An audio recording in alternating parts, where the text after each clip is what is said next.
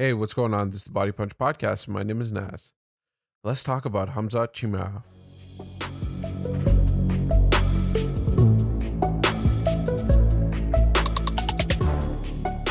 What a great night of fights at UFC 267.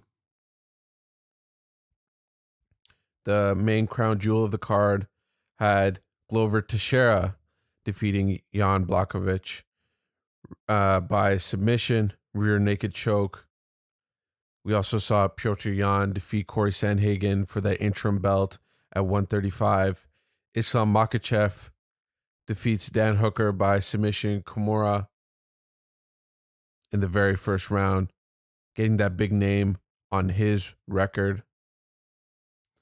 And then one of the big stories coming out of this fight is Khamzat Chimaev defeating the Leech by rear naked choke.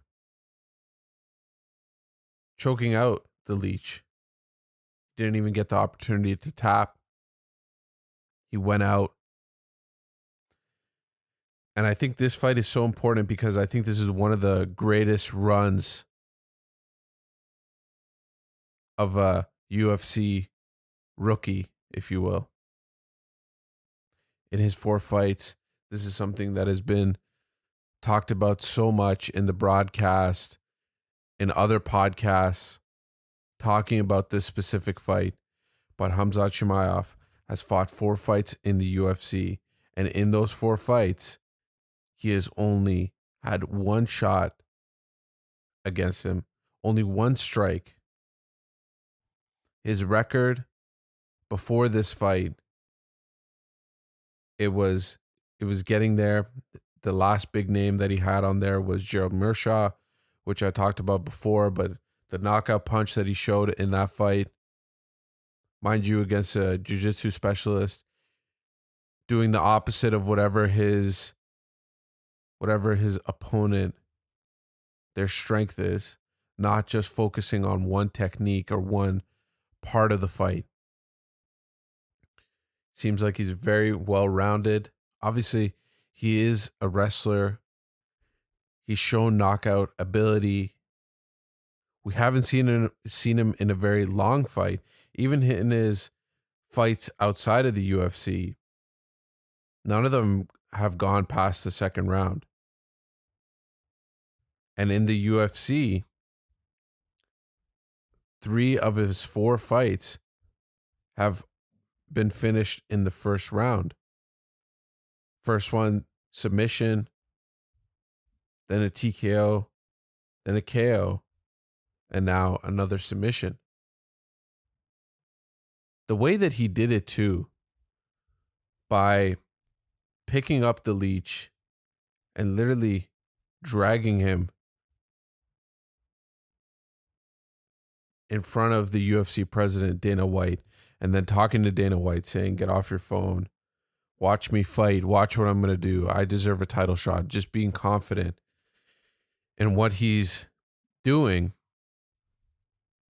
the way that he did it, and then the prowess that he showed on the ground, the way that he was able to navigate and maneuver on the ground, it was very slick. It showed that the capability he has, the confidence that he has to go against a guy like the Leech. Go against the Leech, whose record makes him a big test for Khamzat Chimaev. This is no slouch that he took out.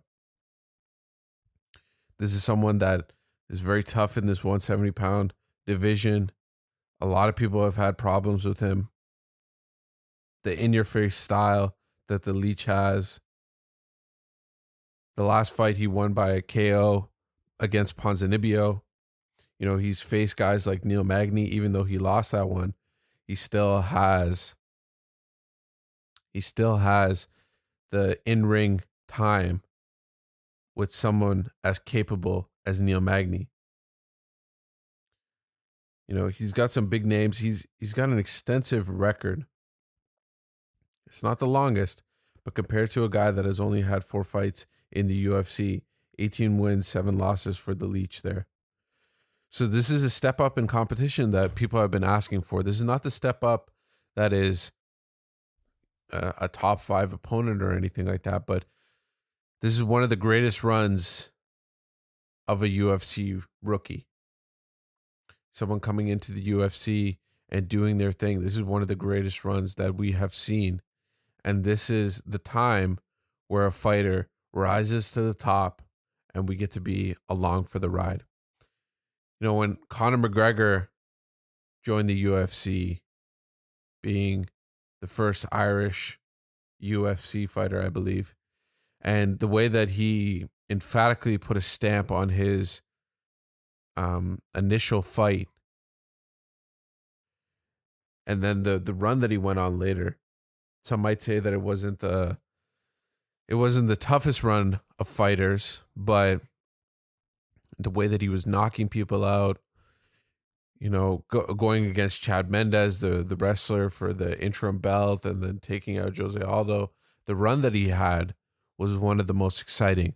And then Khamzat Chimaev comes in here, choking people out and knocking people out, demonstrating the power, and then really just getting into the face of these people, calling them out in the post-fight press conference, post-fight interview with Daniel Cormier, saying that I'm down to take on everybody. I think that the way that he is really punching the gas in the first round and really going after people, especially having the bout of COVID that he's had, it seemed like one of the tougher bouts that any UFC fighter has had with the disease. He was talking about retirement at one point, and for him to just punch the gas like that and go 0 to 60 and just go after the leech just in the first round alone, just like that. There's no reservation. There's no, oh, I'm going to save myself if the fight goes a little bit longer, which we haven't seen, like I mentioned in his record, not going past the second round. But just to have that confidence that, yes, I'm going to take him out in the first or second. And just talking to people and just yelling at people, and the amount of fights that he was taking before his COVID bout in a row, the King of Abu Dhabi, going there and putting a stamp on that Fight Island arena. And this is his first fight in the UFC in front of a crowd. And the way that they reacted, you know, you could imagine someone like Khamzat Chimaev fighting in Abu Dhabi for the first time in front of fans. What an adrenaline rush. What a treat to be there, to watch him fight in front of that crowd. I know it's not his home crowd, but it almost felt like it. There were a lot of people. He was one of the biggest stars on the card, and he wasn't being talked about that much, to be honest with you, because how stacked this card was. And for him to go in there and get fight of the night and to do what he did against a veteran in the UFC, which is the Leech, and to take on that fight and to do it the way that he did.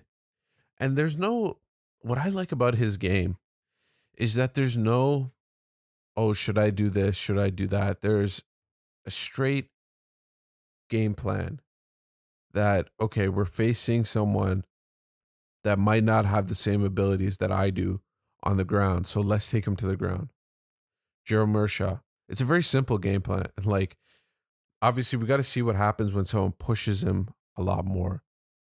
And we're going to talk about this later in the podcast. But I think once he gets into the third round, the fourth round, and when he's a main event, fifth round, fourth, then we're going to see what his cardio is like.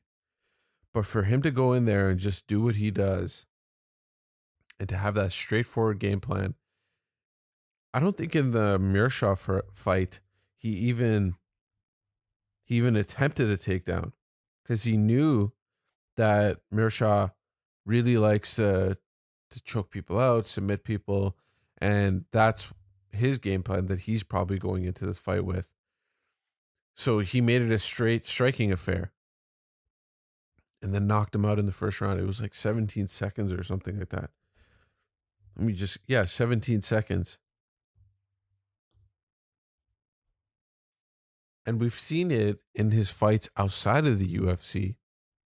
The knockout power that he has, the ability to just judge a fight, do what he believes is right, and to really punch that gas. I'm going to mention it so many times in this podcast, but to just hit the pedal to the metal and just go all in the first round. The amount of effort and energy that he used in that first round against Lee was it probably, who knows what his cardio is like. Maybe he's just some freak, but it probably took a lot out of him. And who knows what he would have been like in that second round. And the submission attempts, the first submission attempt, that rear naked and then switching the arms, that takes a lot of energy. A lot of energy to sink in those hooks alone. To jump on his back. And mind you, this guy just carried him in front of Dana White. So we got to see what his energy levels are going to be like when he goes past the third round, which is funny to say that we haven't even seen that yet. We got to see what happens when he gets a big punch to the face. And we got to see if he still relies on that game plan. And I think let's see what happens next. A lot of people are calling for him to fight the winner of Kobe versus Usman. I don't think that's in the cards just yet. I think he's got to get one or two more fights. He's got to really cement his place. Yes, this is one of the greatest runs for a newcomer in the UFC. Still a young guy. I think he's like 27. And for him, I think he needs a couple more fights. He's got to get that big name on his record. We talked about it with Islam Makhachev before. But for him to get Dan Hooker on his record is a very big deal. It's a very big deal for Islam Makhachev, and he needed that. Because now you can maybe debate if Islam should fight for that 155-pound belt. Or if he should fight top 3, top 5 in that division. And I think Khamzat Chimaev needs the same thing. He needs that big name. Mind you, Lee, for the hardcore fans, the Leech is a big name for us. But I think that like someone in the top 3, top 5 would be perfect for Khamzat for his next fight. I don't think Nate Diaz is going to take that fight. I think Nate has other plans, especially with his contract coming to an end. His next fight being his last fight, and then negotiations will start. Ariel Helwani did talk about some way that they might give Nate Diaz a big name, someone that's very difficult and tough that Nate would normally never take, and then Nate denies it, and then they extend his contract. That might happen as well, and who knows what happens after that. There's a lot of behind the scenes that goes on in the sport that myself and some people listening to this podcast are not privy to. We don't know the exact situation that's going on. But I think Khamzat should fight someone in that top 5 in that 175-pound division. I think once he gets that, then he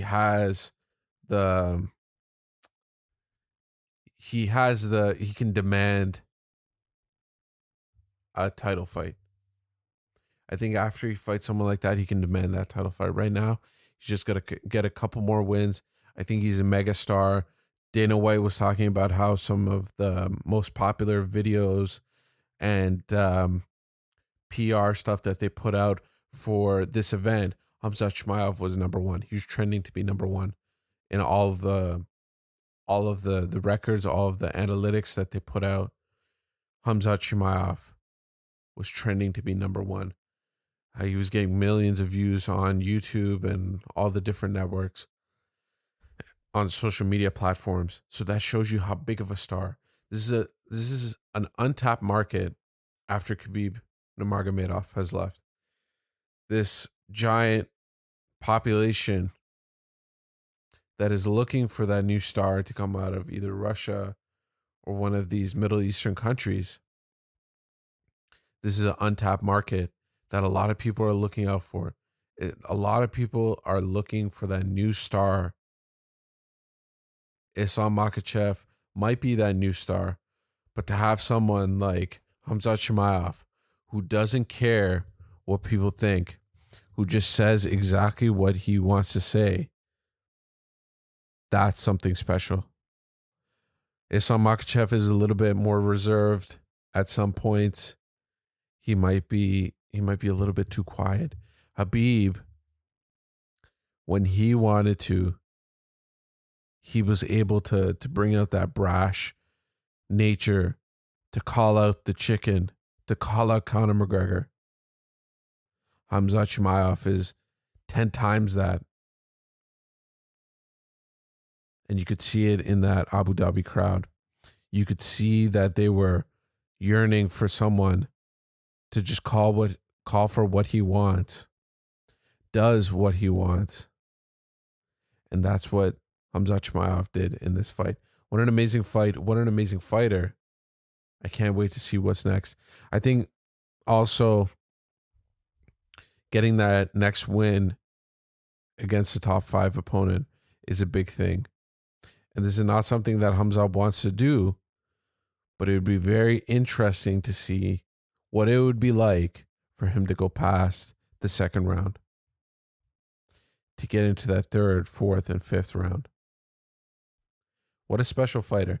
What a well-rounded fighter. Perfect for that 170-pound division. Oh, yeah, here's another thing. So he is perfect for that 170-pound division, but he did have issues making weight. Now, it was a very confusing thing because I think he got into the scale and he weighed about 171 pounds and a half.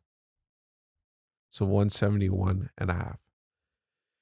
So then he had some time to cut that half pound, because obviously 171 is a limit. Half pound over is too much. So then he got back onto the scale, and then there was that whole shenanigans of the towel incident, which you don't think that he would need for a half a pound, but he's already at the limit of what his body can do. And that a half pound might be even harder than any of the other pounds or any of the other weight that he lost. It's a lot tougher to lose that half pound. So then he got onto the scale. He got on, held onto the towel a bit, Daniel Cormier style, and then hopped on at 166, which is way under. They thought the scale was broken. Then they made him raise his hands, and then he got to 171 without putting his hands on the towel. So I think that either he needs to fine tune where he's going to fight. I think 170 is perfect for him. He has fought at 185, and I believe his last fight before this fight against the Leech was at 185. Let me just double check. I believe it was at middleweight. So he does have that knockout power at that weight division at middleweight. He's a little bit smaller. He looks, just from looking at him compared to some of the other 170 pounders that he's fought, he looks like he's a normal size for that division. At 180, at 185 at middleweight, he might have issues, especially if he wants to get that belt. Someone like Adesanya that could fight at 205 and in his kickboxing days has fought at heavyweight. He's a lot taller. He is slender, but he is very tall. He's got that massive reach advantage if you fought someone like Khamzat Chimaev. So I think he's got to either stick to 170 or 185. I believe he should stick to 170. I think people forgot that, and it's easy to forget because it was a year before his last fight, but he was jumping back and forth between weight classes. And a main reason for that was to get as many fights as possible. So I think he's got to stick to one weight class. I think he's got to fight a top 5, top 3 next. And then maybe we can talk about a title fight. I don't think it's a title fight situation just yet. But what an amazing run. Greatest rookie in the UFC. Greatest first run of fights for a UFC fighter. Because of the way that he's doing it, on top of not just having a perfect career so far, but the way that he's doing it, knocking people out, dragging people across the cage and still talking to them. It's been great to watch. So thank you for watching. Hope you liked the podcast. Let me know in the comment section on YouTube. And let me know what you think about Khamzat Chimaev. Big fight coming this weekend. Kamaru Usman versus Colby Covington. So we'll talk about that as well in the upcoming podcast. But I really appreciate you listening. Please like, subscribe, hit the bell notification on YouTube, all that good stuff. Really appreciate it. Helps out the podcast a lot. And then if you could also listen to the podcast on the different podcast networks, it's on all of them. Go ahead and listen to it on iTunes, Spotify. Leave a review, leave 5 stars, all that good stuff. It helps us out a lot. And again, thank you for listening to this podcast. I really appreciate it. This has been the Body Punch Podcast. My name is Naz. Bye.